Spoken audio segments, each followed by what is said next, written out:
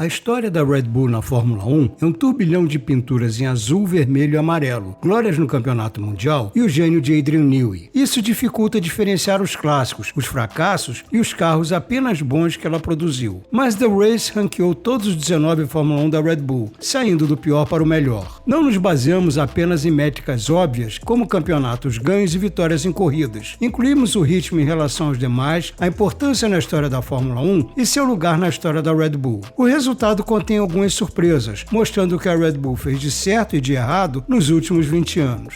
O RB2 de 2006 foi o primeiro Red Bull projetado sob a propriedade do gigante das bebidas energéticas, mas também foi o pior. Adrian Newey chegou em fevereiro daquele ano, tarde demais para salvar um carro que, como ele descreveu, tinha pouca downforce, dirigibilidade ruim e câmbio frágil. Enquanto Newey focava no longo prazo, a Red Bull tentava extrair o melhor do carro. A pré-temporada foi limitada por problemas de superaquecimento, forçando alterações na carenagem que custaram desempenho, e a troca do motor Cosworth pelo Ferrari não trouxe os benefícios esperados. Na verdade, a falta de desenvolvimento dos motores Ferrari fez com que eles fossem transferidos para Toro Rosso. Aí conseguir os motores Renault se tornou prioridade. O carro era razoável nas curvas lentas e permitiu a David Coulthard chegar em terceiro em Mônaco, mas não ia bem nas pistas velozes e só pontuou em 7 corridas. Depois de um início instável, mas vitorioso na era dos motores híbridos em 2014, a Red Bull regrediu de forma alarmante com o problemático RB11 em 2015. O principal problema era o motor. A Renault não alcançou o desempenho esperado e não era confiável. Houve problemas de dirigibilidade, especialmente nas primeiras 6 corridas, e a evolução do motor também foi muito lenta. Além das fraquezas causadas pela necessidade de mudar a configuração aerodinâmica para compensar a falta de potência, o carro tinha outros problemas. Em 2015, a Fórmula 1 retocou as regras para eliminar os narizes feios dos anos anteriores. Mas foi somente na 5ª corrida, na Espanha, que o design de nariz curto da Red Bull foi aprovado no teste de resistência e pôde competir. Foram necessários novos upgrades no meio da temporada para fazer o carro funcionar como se esperava e dar confiança aos pilotos Daniel Ricciardo e Daniil Kvyat. No segundo semestre, o RB11 era o terceiro carro mais rápido e tinha seu melhor desempenho em pistas lentas, mas nunca era rápido o suficiente, e a equipe enfrentou sua primeira temporada sem vitórias desde 2008. O Red Bull 2007 foi o primeiro totalmente concebido sob a direção técnica de Adrian Newey, mas mesmo mudando do motor Ferrari para o Renault, não foi muito bem sucedido. A Red Bull ainda estava crescendo internamente, com grandes investimentos em infraestrutura, mas na pista o carro era instável. Podia ser rápido, especialmente na chuva, mas houve fins de semana em que ele não apareceu. Newey citou a pouca confiabilidade como um empecilho no desenvolvimento de um carro que, segundo ele, tinha uma base sólida tanto aerodinâmica quanto mecanicamente.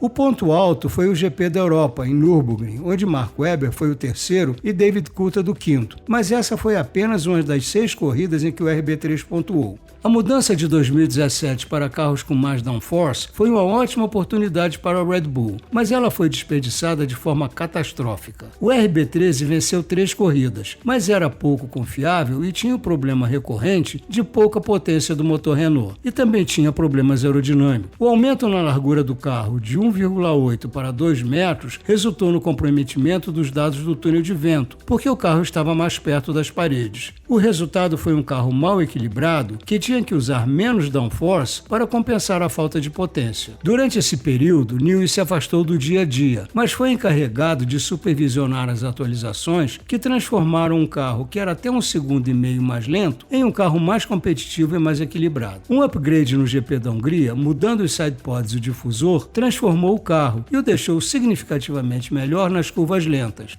O primeiro carro da Red Bull não era exatamente um Red Bull. Tinha esse nome, mas era em grande parte o projeto feito antes da Red Bull comprar a equipe Jaguar, que não fez grandes coisas. O motor Cosworth não era o mais potente. Em termos de downforce, o carro era no máximo mediano e tinha muito arrasto, mas era suficientemente sólido. O que realmente impressionou foi quanto desempenho a Red Bull conseguiu extrair dele com seu trabalho agressivo. O chefe da equipe, Christian Horner, lembra que se trabalhou muito para melhorar o equilíbrio aerodinâmico e a distribuição de peso. Na primeira metade da temporada, o RB1 pontuou com consistência, mas os resultados se tornaram irregulares à medida que os rivais progrediam. Mas ele superou as expectativas e provou que a Red Bull não era o caso perdido que alguns achavam. O RB16 foi muito bem sucedido em sua segunda versão, mas a primeira foi uma decepção. A Mercedes era a dominadora, a Red Bull só venceu 2 vezes. A primeira foi no GP do 70º aniversário, em Silverstone, onde a Mercedes sofreu com bolha nos pneus traseiros. Mas a vitória de Verstappen na final de Abu Dhabi foi por mérito próprio. Problemas de correlação significaram que a equipe teve dificuldades para entender o carro. Também foi difícil fazer o carro funcionar bem nos vários tipos de curvas. No início da temporada, havia o que o chefe de engenharia, Paul Monaghan, chamou de divisão entre as curvas de alta e baixa velocidade. A Red Bull superou isso gradualmente, mas o carro continuou fraco na entrada das curvas de média velocidade. Isso foi amenizado, mas não eliminado. Não era um carro fácil de dirigir. A equipe considerava o carro fundamentalmente sólido, mas não conseguiu fazer as mudanças necessárias para explorar esse potencial durante a temporada. Isso exigiria modificações na arquitetura, e não havia tempo na temporada comprimida pela Covid-19.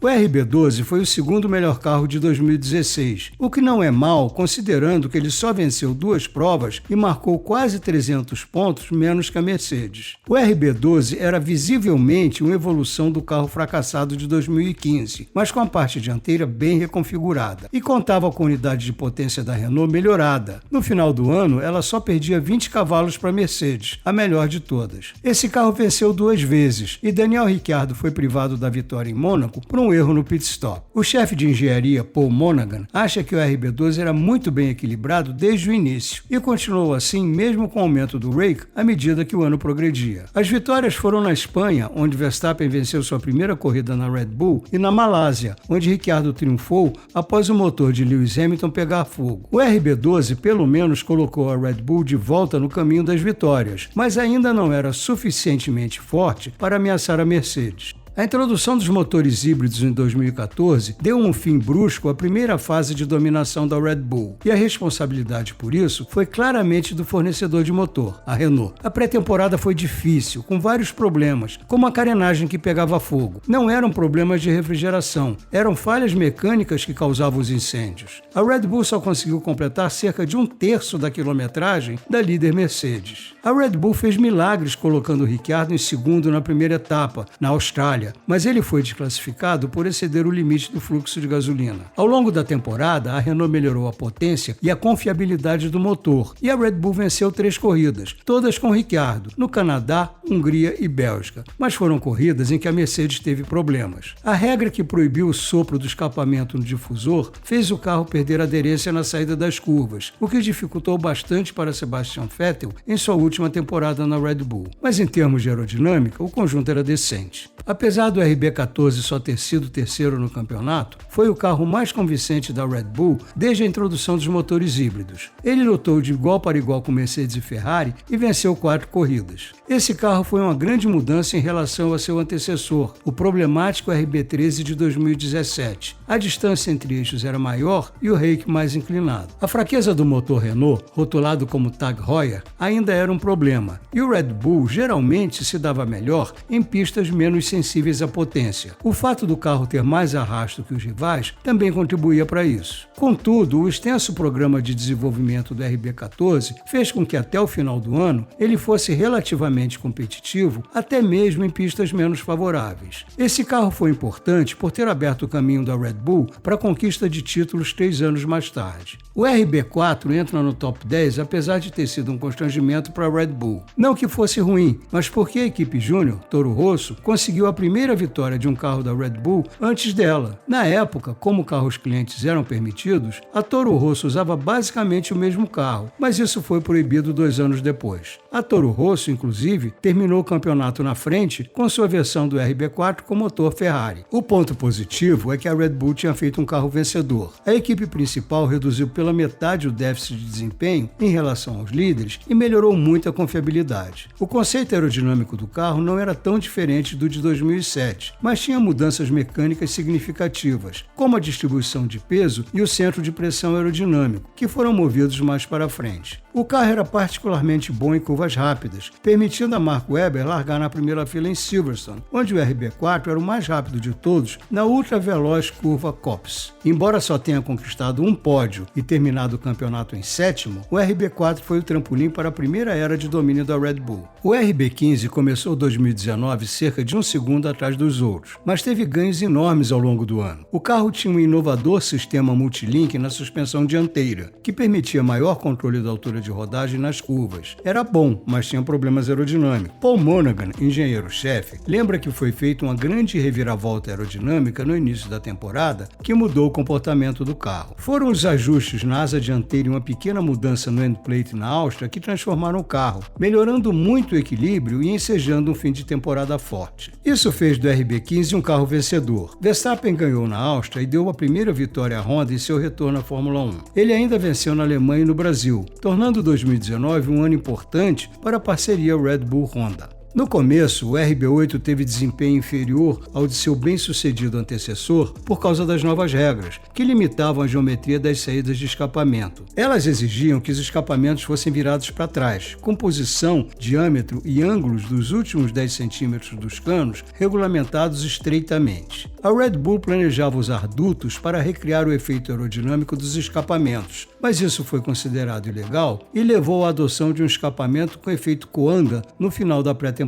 Mas só no meio do ano, com a carenagem introduzida no GP da Europa, que o carro funcionou tão bem quanto devia. Ela utilizava gases do escapamento para direcionar o fluxo de ar por cima dos sidepods, de onde eram conduzidos para o lado do difusor. Após um começo irregular, o carro passou a vencer regularmente nas mãos de Vettel, que usava o efeito dos gases do escapamento para equilibrar a saída de traseira. E o carro também era robusto, como ficou provado quando Vettel fechou o campeonato na final do Brasil, derrotando por pouco o rival Fernando Alonso, mesmo se chocando com a Williams de Bruno Senna na primeira volta.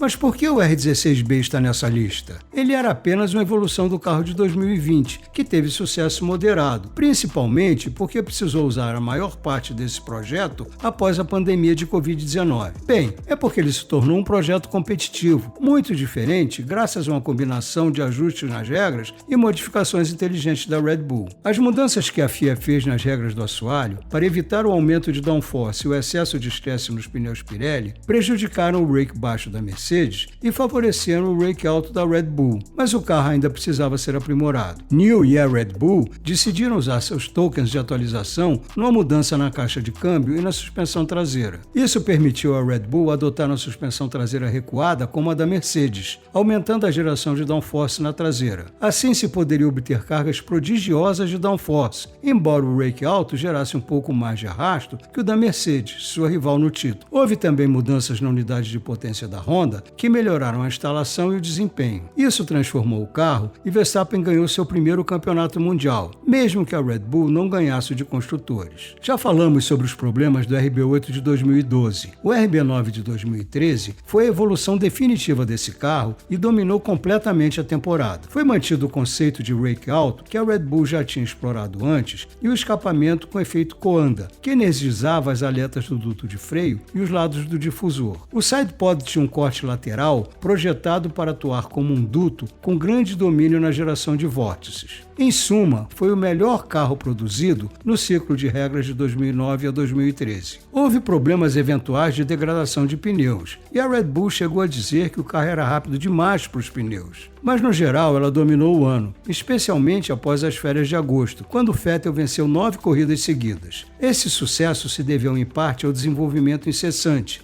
enquanto a principal rival, a Mercedes, investia mais recursos no carro de 2014, ano de novas mudanças de regra. O RB6 de 2010 foi o primeiro carro campeão da Red Bull e reintroduziu o difusor soprado pelo escapamento na Fórmula 1. A primeira atitude de Newey nesse desenvolvimento foi pedir à Renault para retomar o trabalho feito com a Williams quase 2 décadas antes. O carro era fundamentalmente uma evolução do RB5. Foi o primeiro e, devido às mudanças de regra que se seguiram, o único carro da Red Bull projetado inteiramente em torno do difusor duplo. Ele era mais longo e a suspensão traseira tinha um ângulo extremo no braço frontal do triângulo inferior. Isso, aliado à caixa de câmbio mais estreita, aumentou o potencial de downforce da traseira. Além disso, o escapamento soprava no lado do difusor, tornando-o muito mais eficaz na geração de downforce. Esse carro venceu 9 corridas e foi de longe o melhor de 2010. E poderiam ter sido muitas mais vitórias se não fosse a pouca confiabilidade e a inesquecível colisão na Turquia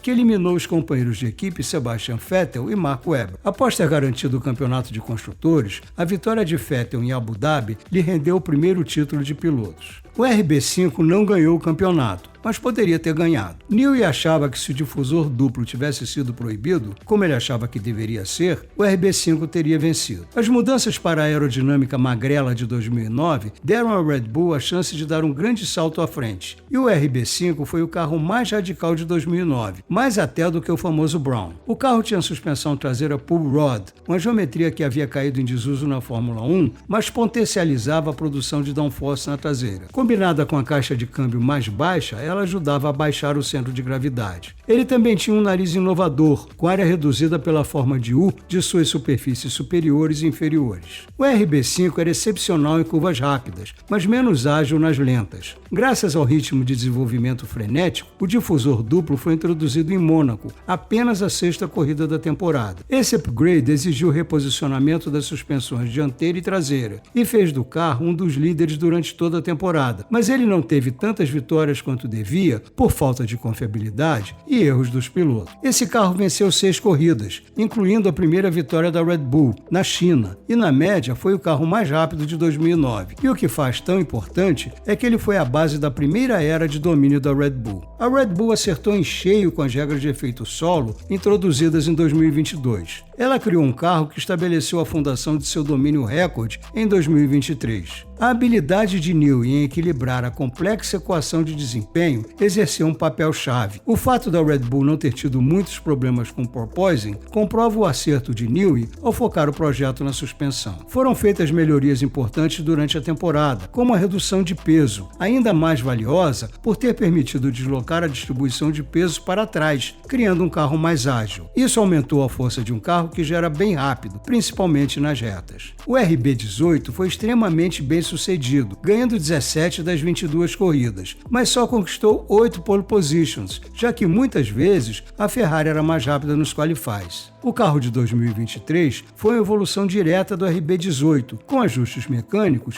e um grande avanço de desempenho aerodinâmico, o que o tornou absolutamente dominante. O RB7 é muitas vezes esquecido, mas de todos os carros da Red Bull, a máquina dominante de 2011 é a que tem a melhor média em termos de ritmo em uma única volta. Ela só deixou de fazer a volta mais rápida de um fim de semana na Coreia, onde a McLaren de Lewis Hamilton fez a única pole position que não foi de um Red Bull. O RB7 foi o auge dos carros com difusores soprados, graças a um upgrade introduzido no final da pré-temporada. Essa atualização posicionou as saídas de escapamento embaixo, dentro dos pneus traseiros. Era possível usar tanto o sopro frio quanto o quente. O quente, criado ao retardar a ignição, permitia maximizar o fluxo de gás quando o piloto não precisava de potência nas rodas, mas ainda assim ele acelerava forte. Isso criava enorme estabilidade traseira. Newey teve também a ideia de colocar as baterias do KERS dentro da carcaça da caixa de câmbio. Isso custou cerca de 40% de energia e frequentemente causava superaquecimento, mas sempre tinha energia disponível para o Qualify e para a largada. Esse ótimo projeto se mostrou inigualável e a maestria de Sebastian Vettel na pilotagem de carros com difusores soprados fez dele um campeão sem rivais.